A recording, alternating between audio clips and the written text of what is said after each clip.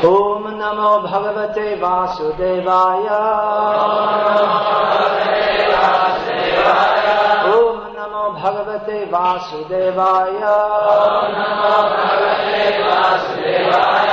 Om Namo Bhagavate Vasudevaya.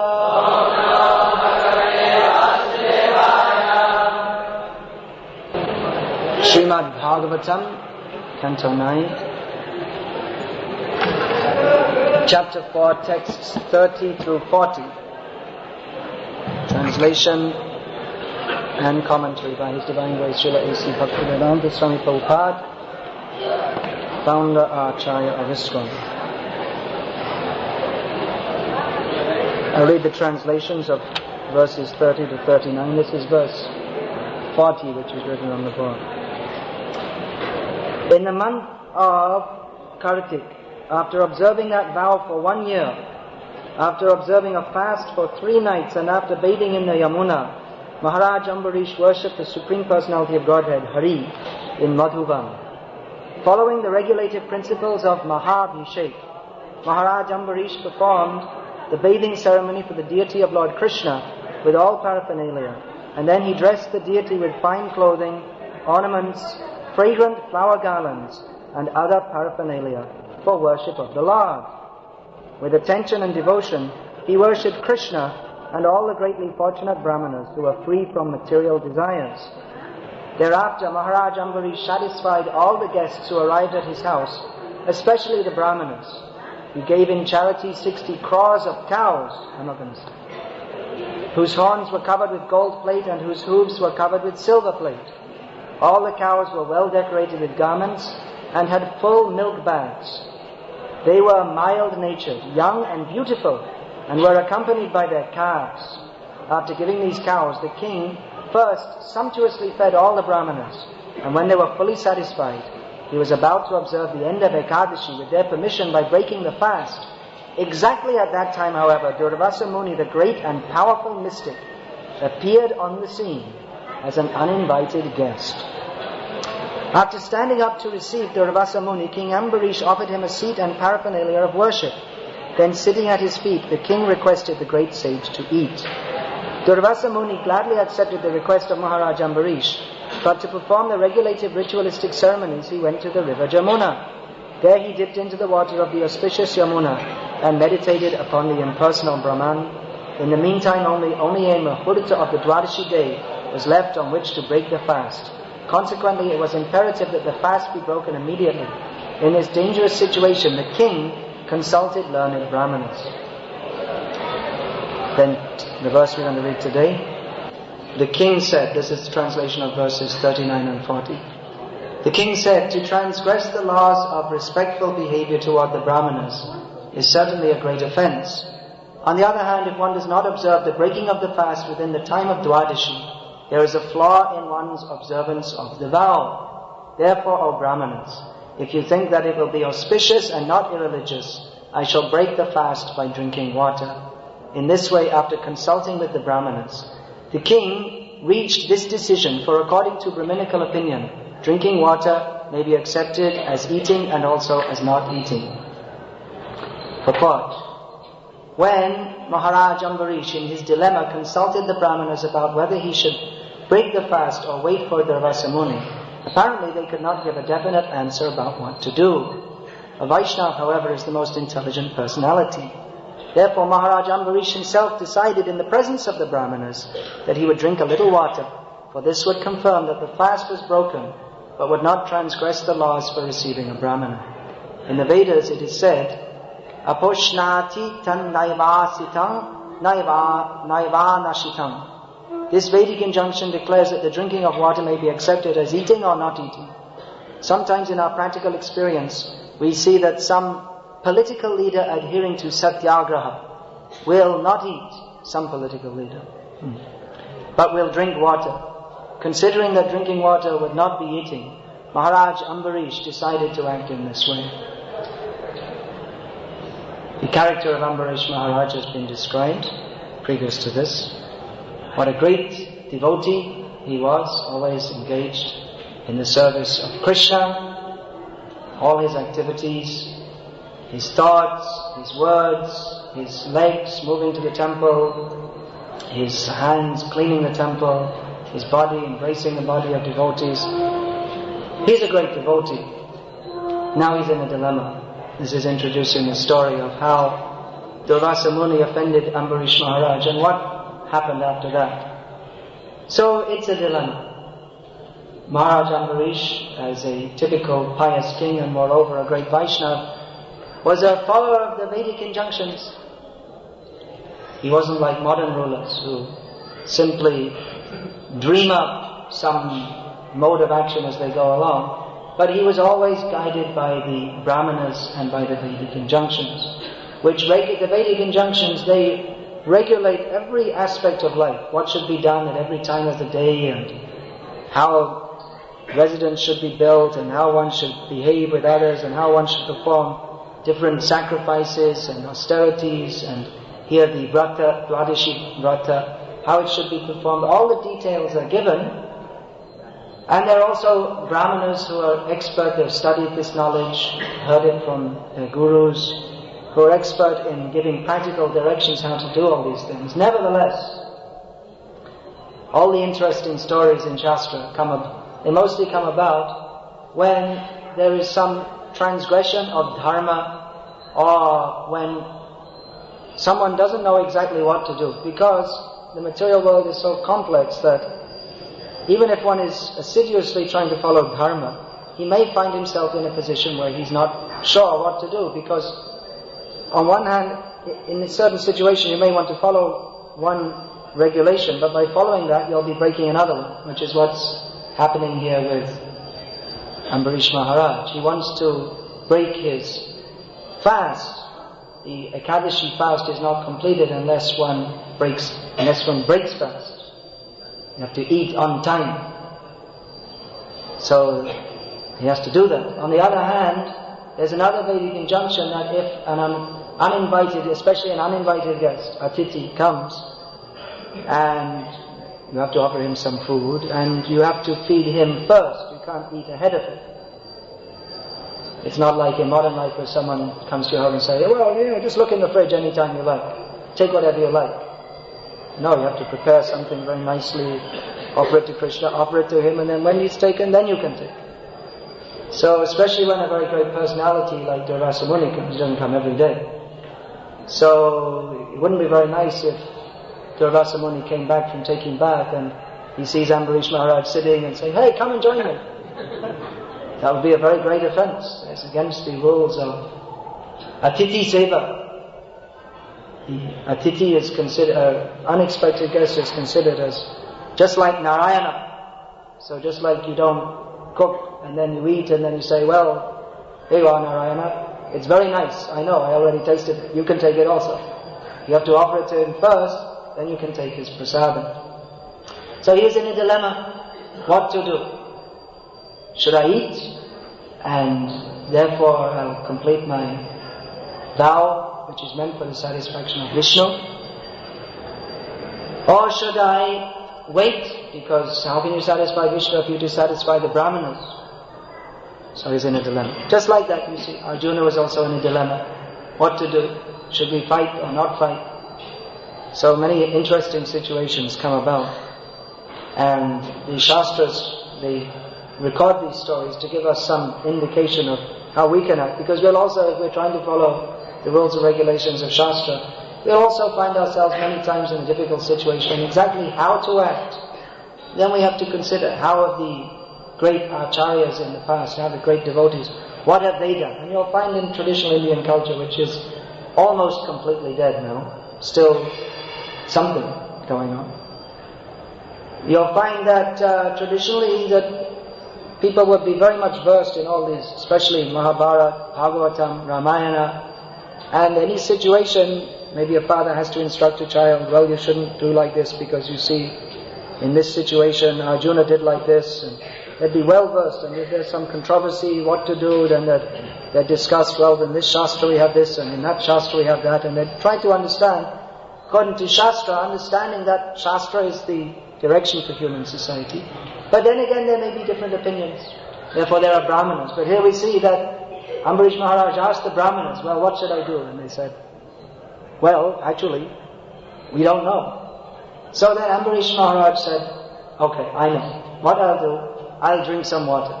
Because according to Shastra, that is breaking the fast. Actually, if you have to break fast, you have to eat some grains, but then you may take some water.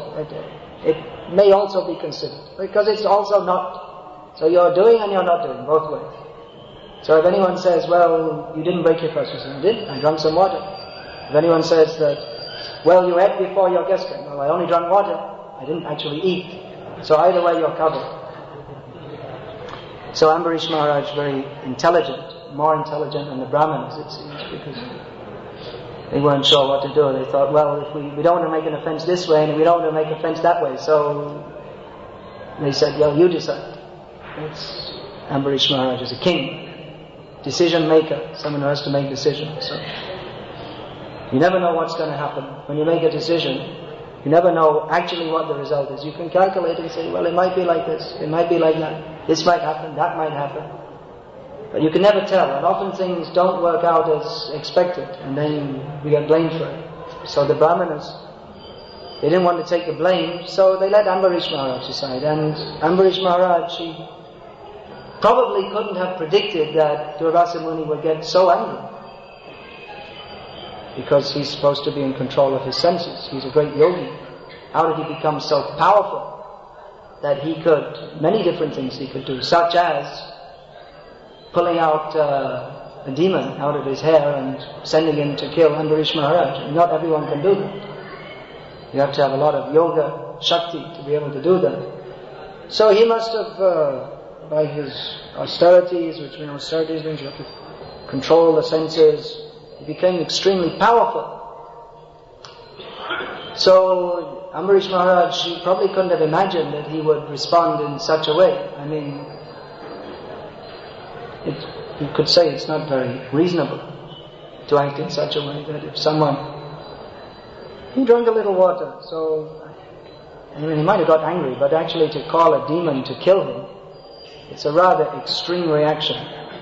It seems he was very intolerant and maybe even somewhat envious of Ambarish Maharaj.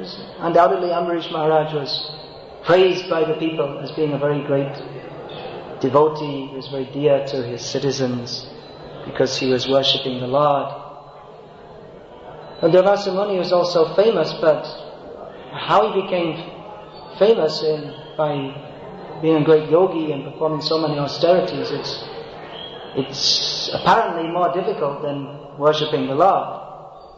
Yogi has to perform very severe austerities for many years, and whereas Ambarish Maharaj, he was doing actually very easy things. He's praised in the Srimad Bhagavatam for what? For cleaning the floor, for walking to the temple, for embracing the bodies of devotees, for speaking about Krishna. So you may think, well, why so many verses praising Ambarish Maharaj? Anyone can do that. But actually not everyone can do it. It's superficially easy. Anyone can clean the floor. Anyone can walk to the temple. It seems very easy. But it was more difficult for a great yogi like Durvasa Muni to do such things than to perform many, many years of austerity. He could do that. But he wasn't inclined, as Ambarish Maharaj was, to clean the temple of the Lord, walk to the temple, smell the tulsi offered at the lotus feet of the Lord. He didn't have such an inclination. He found it easier to perform severe austerities.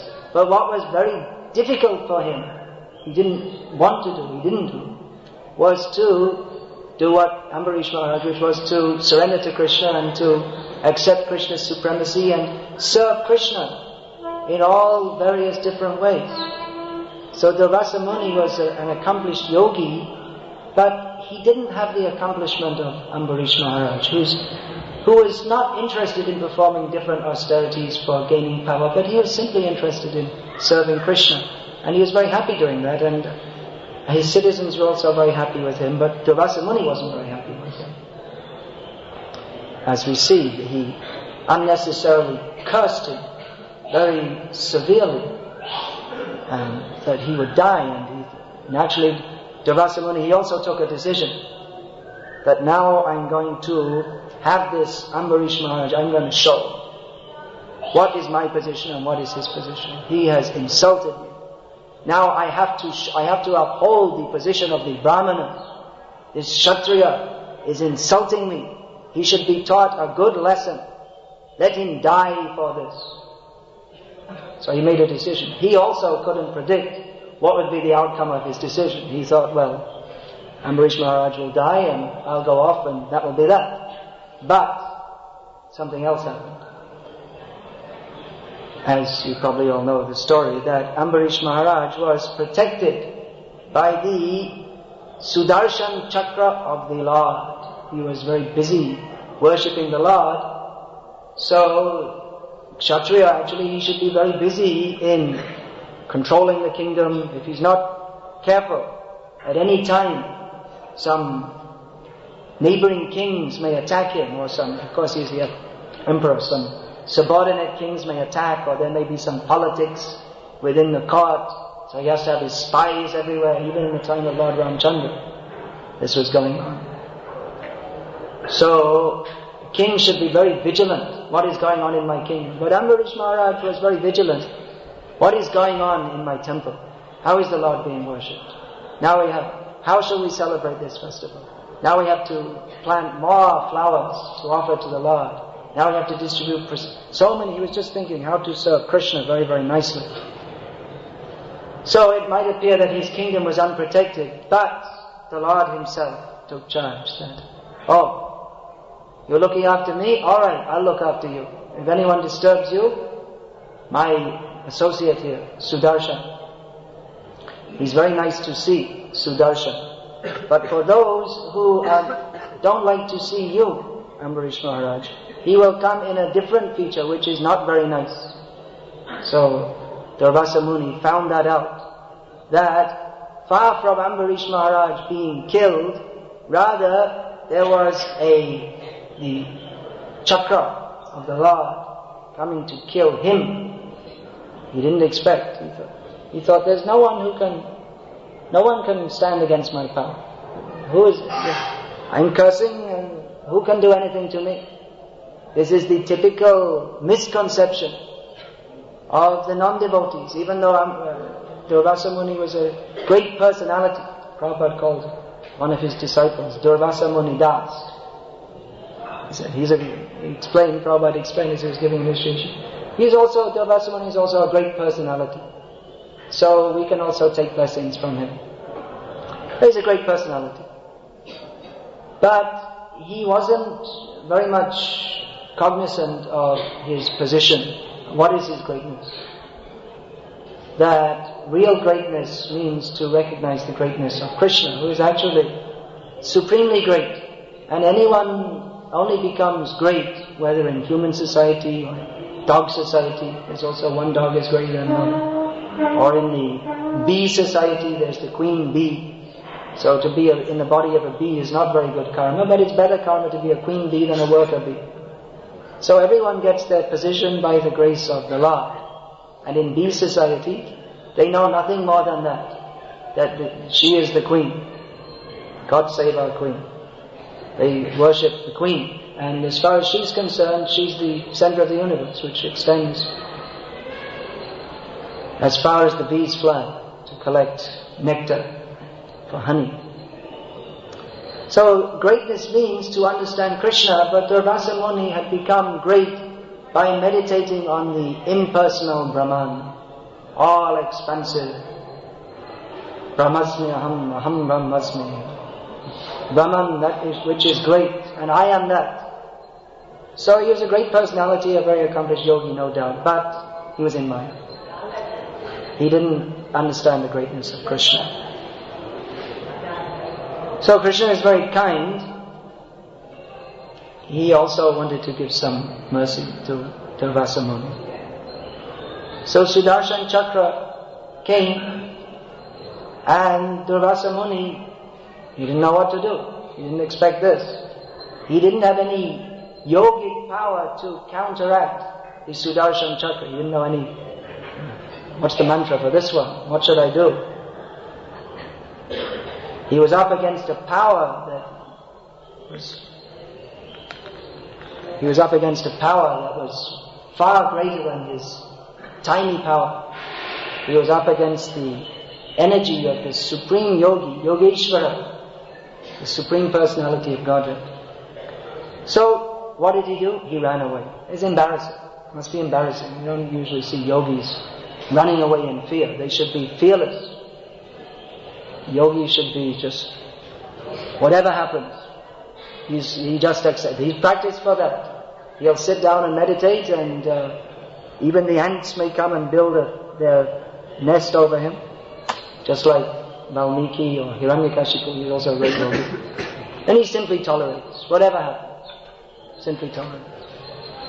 But in this instance, Durvasa Muni, we see, became very afraid, and he started to run away, looking for shelter. It's very embarrassing for him. He was just he was going to show that, now I'm going to show how great I am.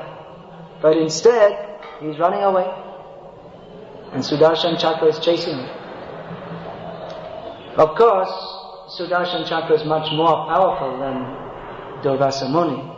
So, Sudarshan Chakra could have killed him just like that.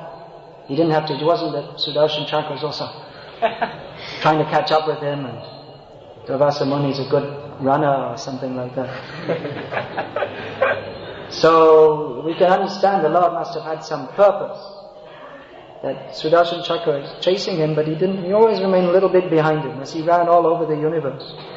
And first of all, he found out where are the different caves and where are the different holes I can hide away in.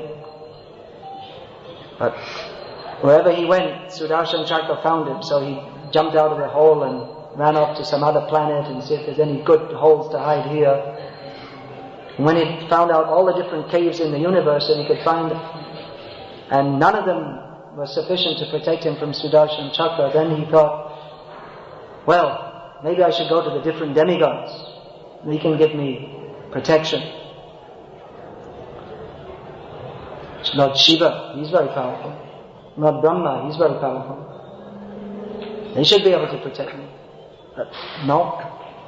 At least he's beginning to understand the point that I have to take shelter. Before I was thinking, I'm independent, I can just do whatever I like, I can curse anyone here, there. I'm none different from the impersonal Brahman, I'm so powerful. Now he came to the situation that actually I had to find someone who can protect me. So he went to Lord Shiva and Lord Brahma, which actually, it wasn't such a good idea, because just like, for instance, if you're harassed by someone's dog is barking at you, then you should go to that person and ask, could you just keep your dog under control? I mean, you could go to the local police or something like that. But the best thing is just to go, you ask the person, look, your dog, whenever I come past, he just barks at me and threatens me. Can you just tell him to behave himself? So Sudarshan Chakra is coming from Lord Vishnu. But first he went to Lord Shiva and Lord Brahma and the great demigods. Could you do something about this? He said, well, actually, Durvasa Muni, you should have studied the Srimad Bhagavatam and found out that we don't have any jurisdiction over Lord Vishnu. He's supreme. So it's his chakra also, so you should go and see him. So eventually Durvasa Muni had to come to the embarrassing situation of falling down. For him, embarrassing. A devotee is very happy to do. But for him, pleading and begging, could you please do something? I don't want to die. I'm afraid.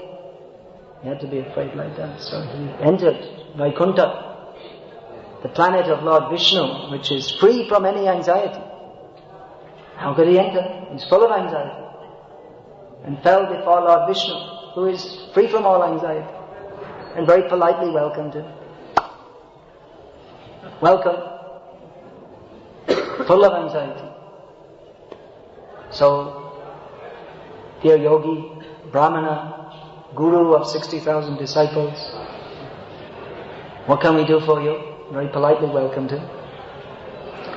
So Durvasa Muni expressed that, well, I have a problem. Yes, most people who pray to me, they have a problem. What's your problem? Well, my problem is, you see this Sudarshan Chakra behind me? He's just waiting. You could have killed him. He's just waiting behind me. Could you just tell him to leave me alone? He thought, well, eventually I had to come to this point. Now I've come to it. Now I've come to the point of Vishnu. It's his chakra. He sent it. So this is it. Alright, I did what I had to do. I surrendered to Lord Vishnu. I bowed down before him. And now, it's embarrassing, but what are my disciples going to think? But anyway, now I did it. So, alright, now my problem's finished. But Lord Vishnu said, no, I can't help you. I went to Lord Shiva, he said to go to you. I went to Lord Brahma, he said to go to you. And they all said you're the supreme, and it's your chakra, and if you can't help me, who's going to help me? Who's superior to you then? I mean, someone's telling you what to do? And then Lord Vishnu told him the secret. How to begin his spiritual life. He's a great yogi, very accomplished in austerities and mystic power, but his real spiritual life didn't begin.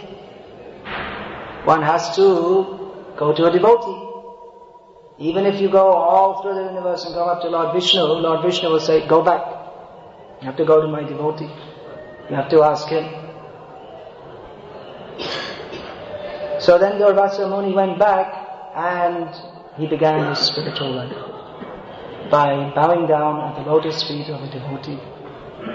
He was very humble. He's not at all upset. He also had to wait another year. He was waiting there fasting because he thought, I have to feed him. Why doesn't he come back? Then I can feed him, then I can break my fast also. We're over time. Sorry. Okay. So he began his spiritual life by bowing down at the lotus feet of Ambarish Maharaj, who very mercifully accepted him. And I'd like to say more, but there's no time. Hare Krishna. Shall I take a question or not? Alright, question. I was thinking about breaking the prophecy.